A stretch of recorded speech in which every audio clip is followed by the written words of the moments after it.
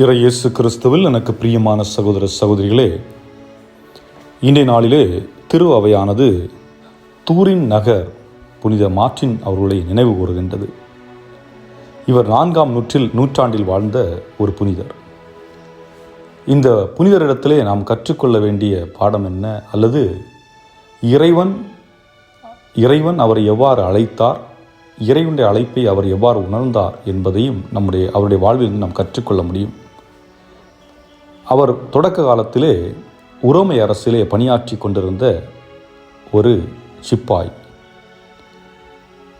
ஒரு நாள் ரோட்டோரமாக நடந்து கொண்டிருந்த பொழுது குளிர் பிரதேசம், ஒரு ஏழை மனிதர், மற்றவரிடத்திலே கையேந்தக்கூடிய ஒரு மனிதர், உணவுக்காகவும் உடைக்காகவும் கையேந்துகின்ற ஒரு மனிதர் குளிரிலே நடுங்கிக் கொண்டிருக்கின்றார். அவர் படுகின்ற அந்த துன்பத்தை பார்த்த இவருக்கு மனதிலே ஒரு நெருடல், மனதிலே ஒரு போராட்டம். என்ன செய்கிறார்? தன்னுடைய உடல் மீது அணிந்திருந்த அந்த போர்வையை எடுத்து 2ஆக கிழித்து அதில் ஒன்றை அந்த நபரிடம் கொடுக்கின்றார். ஆக இவரிடமே வேறொரு போர்வை இல்லை. அப்படி இருக்கின்ற பொழுது தன்னிடம் இருந்த ஒன்றை 2ஆக கிழித்து அந்த இல்லாத ஒரு மனிதனுக்கு கொடுக்கின்ற அந்த நிலை. இதை செய்த பின்பு அவர் வீட்டிற்கு சென்று உறங்குகின்றார். உறங்கும் பொழுது ஒரு காட்சி. அந்த காட்சியிலே இவர் அந்த ஏழை மனிதனுக்கு கொடுத்த போர்வையை இயேசு அணிந்து வருவதாக பார்க்கின்றார். அந்த காட்சியிலே அப்பொழுதுதான் அவருக்கு புரிகின்றது, நான் செய்த அந்த செயலானது அந்த மனிதனுக்கு செய்த செயல் அல்ல, மாறாக கடவுளுக்கு செய்த செயல். அன்றிலிருந்து தன்னுடைய வாழ்வை கடவுளுக்காக, இயேசுவுக்காக அர்ப்பணிக்கின்றார். ஒரு துறவியாக வாழ முற்படுகின்றார், வாழ்கின்றார். அதுபோக அவருக்கு இந்த உலகிலே பதவியின் மீதோ பணத்தின் மீதோ எதன் மீதும் பற்றில்லை. அவர் தன்னுடைய வாழ்விலே ஜெபத்திற்கு முக்கியத்துவம் கொடுக்கின்றார், தன்னுடைய உணவிற்காக உழைக்கின்றார். அதுபோக மற்றவர்களுக்கு பணிவிடை புரிகின்றார். இப்படி இருந்த ஒரு நபரை திருச்சபை அங்கீகரித்து அவரை ஆயராக திருநிலைப்படுத்தி, அதிலும் அவர் தாழ்ச்சியை பின்பற்றி எந்த ஒரு ஆடம்பரமின்றி தன்னுடைய வாழ்வை அமைத்துக் கொள்ளுகின்றார். இதை நாம் இன்றைய நற்செய்தியோடு எப்படி ஒப்பிட்டு பார்ப்பது? இன்றைய நற்செய்தியிலே இயேசு 2 விடயங்களை கூறுகின்றார். ஒன்று, இந்த உலகிலே இருக்கின்ற அனைவருமே பாவம் செய்வதற்கு பல வாய்ப்புகள் இருக்கிறது. ஏனென்றால் நாம் பாவம் செய்வதற்கு தூண்டுவதற்கான பல படிநிலைகள் இந்த உலகில் இருக்கின்றன என்பதை வெளிப்படையாக சொல்லுகின்றார். ஆனால் அதே நேரத்திலே இன்னொன்றும் சொல்லுகின்றார். அதாவது மற்றவர்கள் பாவத்தில் விழுவதற்கான செயல்களை நாம் செய்யக்கூடாது என்று நமக்கு அறிவுறுத்துகின்றார். நான் என்னுடைய கணவரையோ, என்னுடைய மனைவியோ, என்னுடைய குழந்தைகளையோ, என்னுடைய நண்பரையோ, என்னுடைய மாணவர்களையோ, என்னுடைய ஆசிரியரையோ நான் தவறு செய்வதற்காக பயன்படுத்தக்கூடாது என்பதுதான் படிப்பினை. ஏனென்றால் இன்று பல நேரங்களிலே பொய்யா, நீ பாட்டு சொல்லு, யார் என்ன கேட்க போறா, தவறா, உனக்கு சரினா நீ செஞ்சிரு என்பது போன்ற தவறான வழிகாட்டுதல்கள் பல இருக்கின்றன.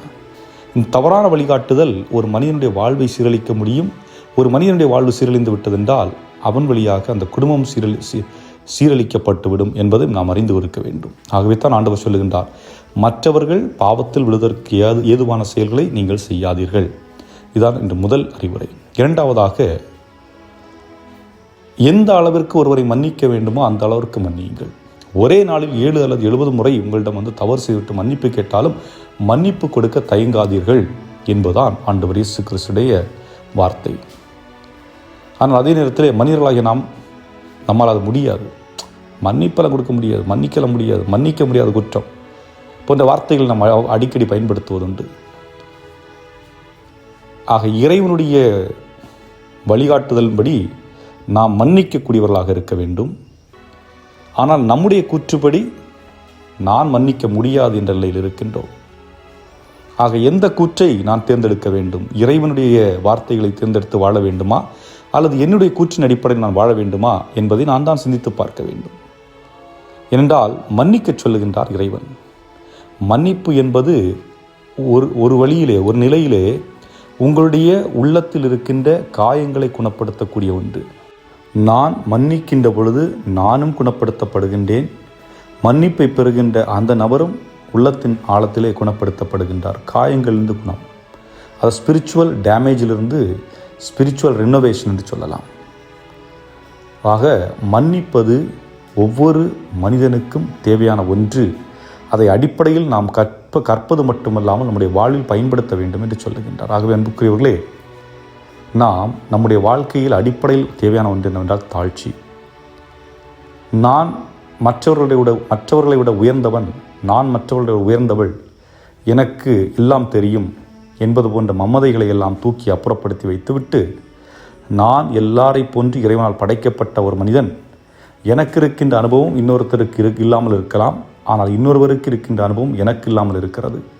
ஆகவே நான் ஒவ்வொருவரும் மனிதனிடந்தும் குழந்தைகள் முதல் பெரியவர்கள் வரை இருக்கின்ற ஒவ்வொரு மனிதனிடமிருந்தும் நான் பலவற்றை கற்றுக்கொள்ள வேண்டியிருக்கிறது என்ற ஒரு தாழ்ச்சி நமக்குள் இருக்கின்ற பொழுது இறைவன் விரும்புகின்ற வாழ்வை நாம் அமைத்து கொள்ள முடியும்.